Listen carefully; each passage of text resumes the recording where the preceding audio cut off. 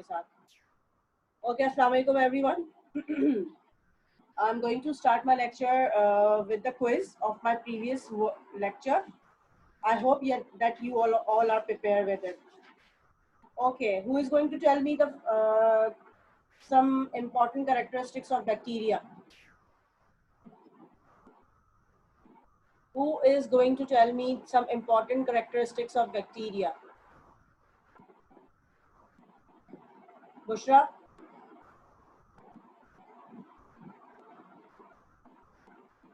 Bacteria के कुछ characters बताएंगे आप?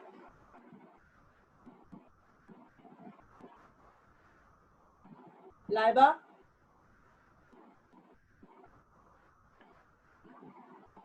इसका मतलब ये कि आप प्रिपेयर होके नहीं आए. अच्छा, okay. Which organism is smaller? Virus, bacteria, or fungi? Fungi. Yes, Usman? Miss, virus. Yes, virus is smaller than bacteria and bacteria is smaller than fungi. Okay.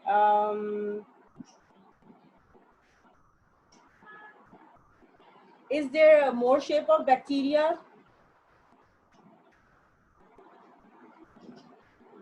Yes, Hassan? Yes, miss, there are more. Can you name some of the shape of bacteria?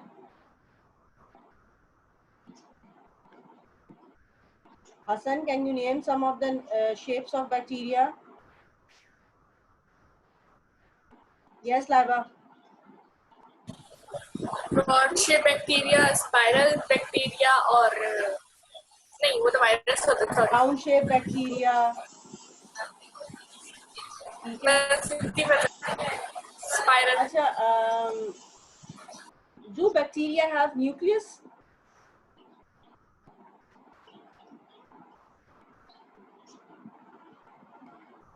Yes, Lubaba. Bacteria have nucleus? Yes or no? No, miss. Ji, Lubaba? Yes, they have a nucleus. Bacteria Yes, have miss. nucleus? No. No. Bacteria have no nucleus.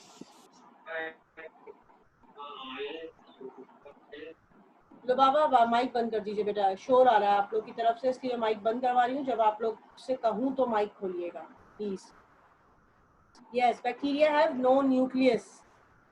They are known as prokaryotes. Prokaryotes means the organisms which have no nucleus.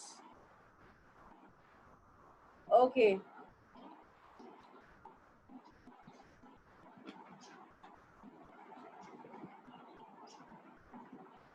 What are decomposers? What are decomposers?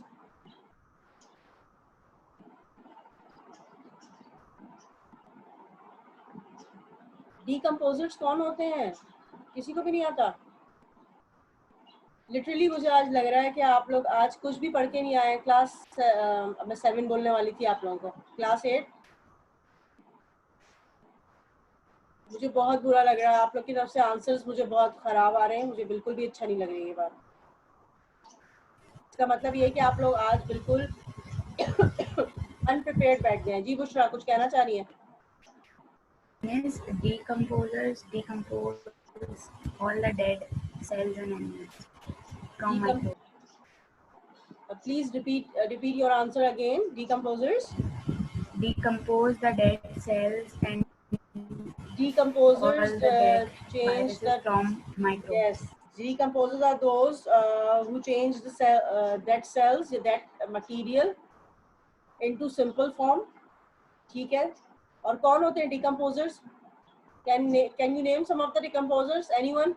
Raise your hand.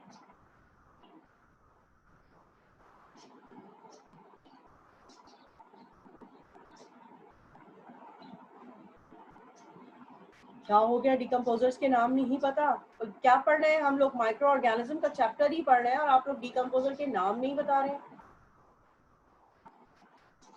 आला,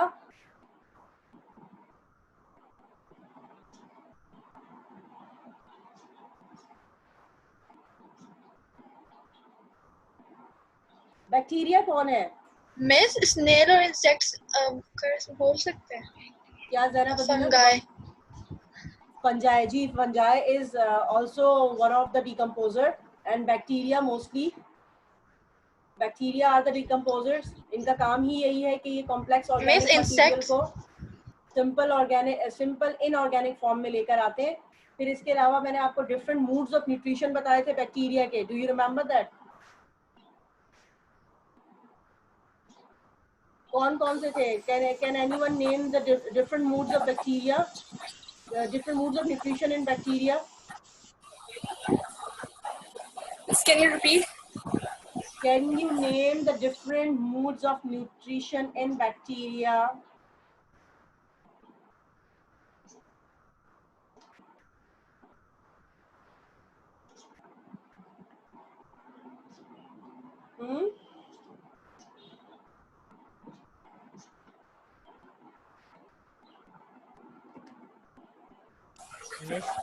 Miss, please repeat the question again.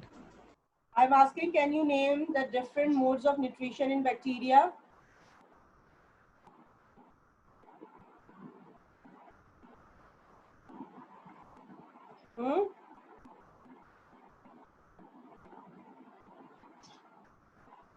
Miss, they reproduce after 20 minutes, every 20 minutes.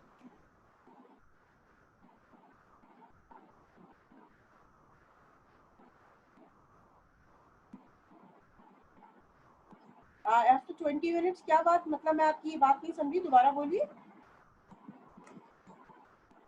They reproduce after every 20 minutes. बेटा nutrition मतलब कि वो अपना food कैसे हासिल करता है. आपने तो मुझे उसकी डेवलपमेंट बताना शुरू कर दी. Okay, I am repeating. 3 moods of nutrition मैंने आप लोगों को बताए थे. Autotroph. Some bacteria are autotroph. Autotroph means that they can prepare their own food, just like plants. ठीक है. फिर मैंने बताया था सेप्रोट्रॉफ. सेप्रोट्रॉफ बैक्टीरिया वो होते हैं जो कि डेड मटेरियल के ऊपर जिंदा रहते हैं और फिर वहां से अपनी न्यूट्रिशन हासिल करते हैं. Then comes the parasites. Parasites कौन होते हैं? जो कि होस्ट दूसरे सेल्स के ऊपर जिंदा रहते हैं लेकिन उनको नुकसान पहुंचाकर, दूसरे ऑर्गेनिज्म को नुकसान पहुंचाकर. जिस ऑर्गेनिज्म को नुकसान पहुंचाते हैं उसे कहते हैं होस्ट. ठीक है. और जो नुकसान पहुंचा रहा होता है वो कहलाता है पैरासाइट्स. तो जो बैक्टीरिया पैरासाइट्स है वो है जो कि बीमारियां लगाते हैं, पैथोजेनिक है, इन्फेक्शियस है. ठीक है. कौन सी उनमें डिजीज कौन सी प्रोड्यूस करते हैं वो? Diarrhoea, cholera, tuberculosis. ये सब क्या है? ये बैक्टीरियल इन्फेक्शन है. फिर इसके अलावा मैंने बताया था वायरस से भी बहुत सारी बीमारियां लगती हैं. Virus are also parasites. Pathogenic है. पैथोजेनिक उसे कहते हैं जिससे बीमारी लगती है. पैथोजन वो ऑर्गेनिज्म कहलाता है जिससे बीमारी लगती है. तो वायरस से भी बहुत सारी बीमारी लगती है जिसमें मोस्ट कॉमन आजकल की कोरोना वायरस है. आपको सार्स वायरस, कोविड-19 उसे कहते हैं. Just I am coming it you.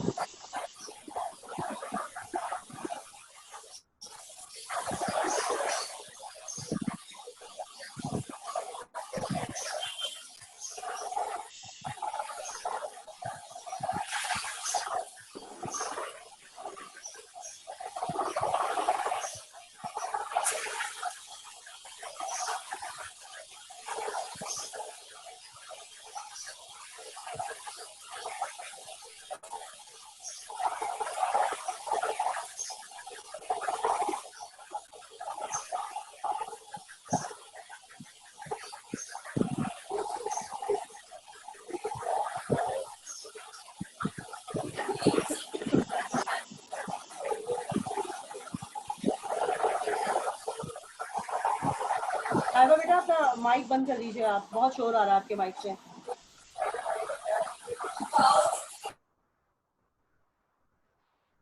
Okay. आप चूंकि आप लोगों ने कुछ प्रिपेयर नहीं किया हुआ है, मजीद अपना टाइम आप क्विज करने में जो है, लेकिन मैं अभी आपकी परफॉर्मेंस रिपोर्ट में मैं यही डालूंगी कि आप लोग अच्छा परफॉर्म नहीं कर रहे हैं क्योंकि मुझे वैसे आंसर्स नहीं आए हैं जैसे मैं एक्सपेक्ट कर रही थी. क्योंकि मैंने आप लोग को पहले ही 2 या 3 दिन पहले ही होमवर्क असाइन कर दिया था. आज आप लोग क्लास में आते और प्रिपेयर्ड आना चाहिए था. I am very unhappy today. Please on your camera, Risha, Ulaiba, Anshara, please. Next time आप लोग क्लास में आए तो प्रिपेयर होकर आइएगा कि आप लोगों ने जो है अपने कैमरा वगैरह ऑन रखने हैं। ये एक तरीका ठीक नहीं है, मैं आप लोगों को बार बार बता रही हूँ, वरना मैं आप लोगों को रिमूव करती जाऊंगी और आपकी अटेंडेंस भी मार्क नहीं होगी। फिर मुझे मत कहिएगा कि अगर आप लोग की असेसमेंट रिपोर्ट में जो है कोई प्रॉब्लम आए तो। ओके अच्छा, अब हम डिस्कस करते हैं how diseases are spread. Yes Usman, any idea how diseases are spread? बीमारियां कैसे फैल रही हैं, कैसे फैलती हैं?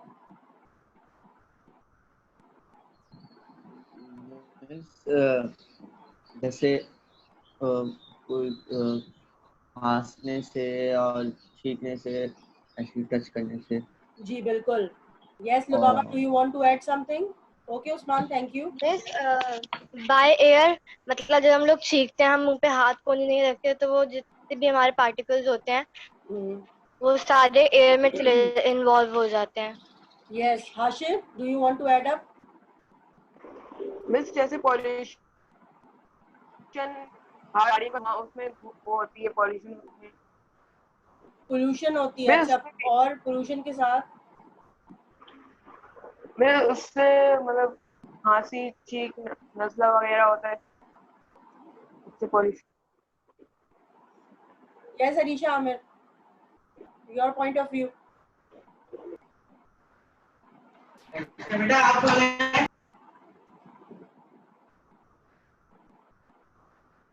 Arisha Aamir.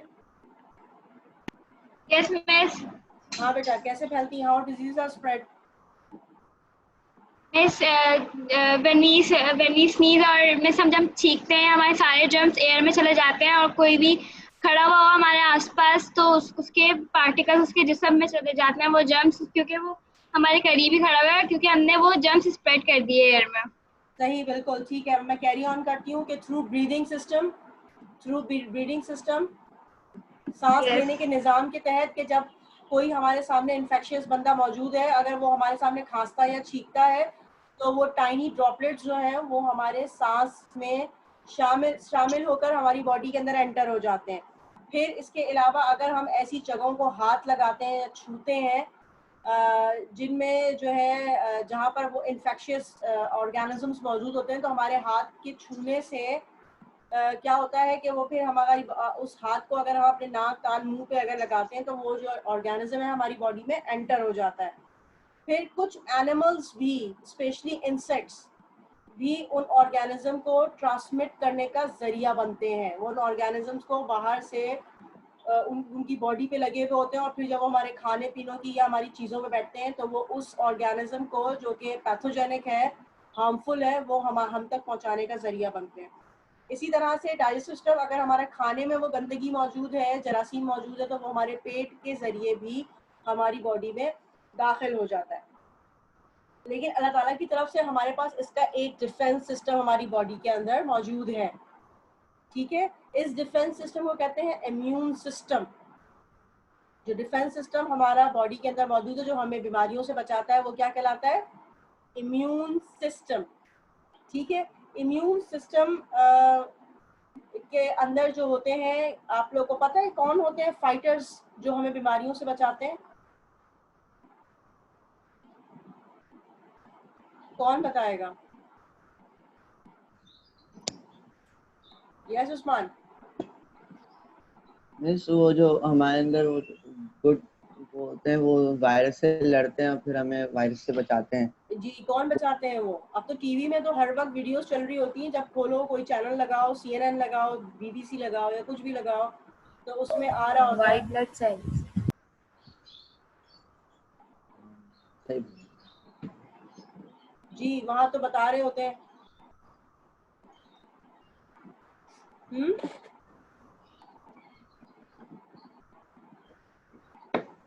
White blood cells, नहीं बेटा, प्लाज्मा अलग चीज होती है, वो भी मैं डिस्कस कर लूंगी आप लोग के साथ। व्हाइट ब्लड सेल्स जो है वो फाइटर्स हैं हमारे, जो हमारी इम्यूनिटी बनाने में मदद करते हैं। वो कौन है? White blood cells.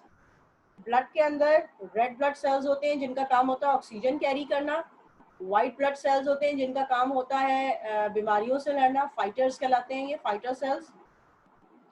और इसके अलावा होता है प्लाज्मा। प्लाज्मा जो होता है उसमें न्यूट्रिएंट होता है, उसके अंदर न्यूट्रिएंट होते हैं और वाटर होता है जिसकी हमारे जिस्म को, हमारे डिफरेंट बॉडी पार्ट्स को जरूरत होती है। ठीक है, अच्छा अब हम बात करते हैं वाइट सेल्स की। वाइट ब्लड सेल्स जो हैं, जो ये फाइटर सेल्स, ये 3 तरह के होते हैं। Basically they are of 3 types. इनमें से एक का काम होता है ऑर्गेनिज्म से फाइट करना, एक का काम होता है एंटीबॉडीज बनाना। एंटीबॉडीज बनाते हैं ताकि ये जो ऑर्गेनिज्म है उसको वो फिर डिसॉल्व कर सकें या उसे ख़त्म कर सकें। फिर एक जो वाइट सेल्स होते हैं उनका उनका वो कहलाते हैं फैगोसाइट्स।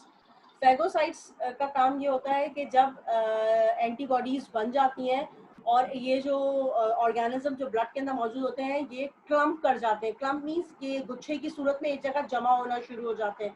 तो ये फैगोसाइट्स क्या करते हैं, वो इन्हें जाके निगल लेते हैं, ऐसे बिल्कुल जैसे अगर ये क्लम्प हुए हुए हैं तो इन्हें वो जाके यूं करके निगल लेते हैं। निगलने से क्या होता है, इस जो ऑर्गेनिजम्स को वो निकलते हैं तो उनको वो उनकी जो भी उनका प्रोटेक्टिव कवरिंग होती है उसको डिस्ट्रॉय कर देते हैं वो, और फिर उसके बाद वो जो ऑर्गेनिज्म है वो मर जाता है, ख़त्म हो जाता है। ठीक है, तो ये जो पूरा फिनोमेना है ये कहलाता है फैगोसाइटोसिस, जिसके अंदर वो ऑर्गेनिज्म को इंगल्फ करते हैं और फिर उसे डिस्ट्रॉय कर देते हैं।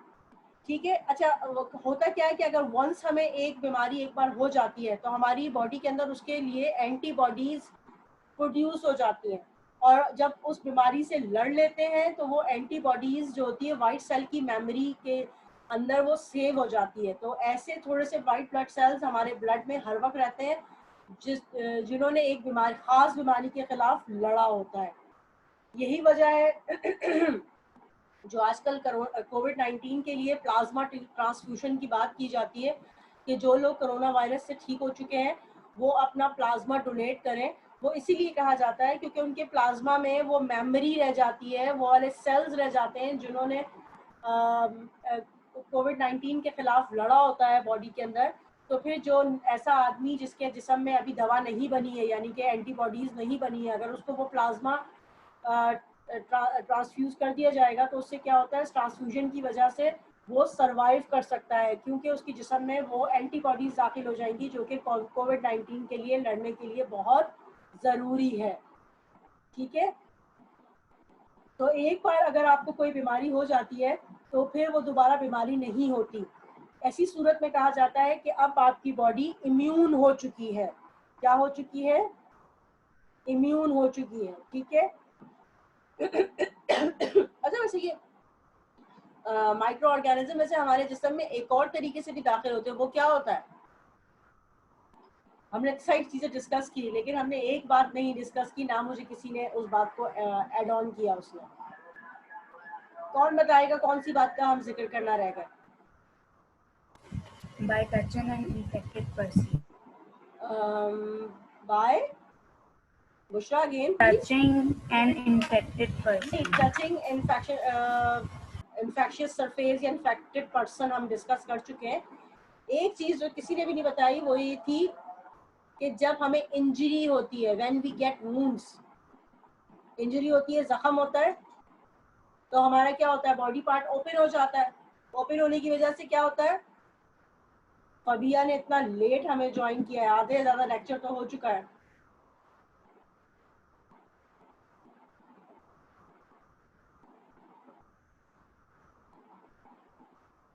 फबिया बेटा, why you are so late? Miss actually मैंने क्लास ज्वाइन की हुई थी और उसके बाद लाइट चली गई तो मैं क्लास ज्वाइन नहीं कर पाई। I am so sorry. चले खैर, अपना माइक म्यूट कर दीजिए, जब तक मैं आपसे कहूँ तब ऑन कीजिएगा। ओके क्या होता है कि जब हमें इंजरी होती है, जख्म होता है, तो हमारे उस जगह पर जो ओपन हो जाती है हमारी बॉडी, वहाँ से जहाँ से ओपन होती है तो वहाँ से भी इन्फेक्शंस का दाखिल होना बड़ी कॉमन सी बात है। क्यों? क्योंकि हवा के अंदर भी जरासीम होते हैं, हमारी स्किन के ऊपर भी जरासीम होते हैं क्योंकि हर वक्त तो हम वॉश नहीं कर रहे होते। तो उस इंजरी के थ्रू भी जो है माइक्रो ऑर्गेनिज्म हमारी बॉडी के अंदर दाखिल हो सकते हैं और हमें बीमारियां लगा सकते हैं।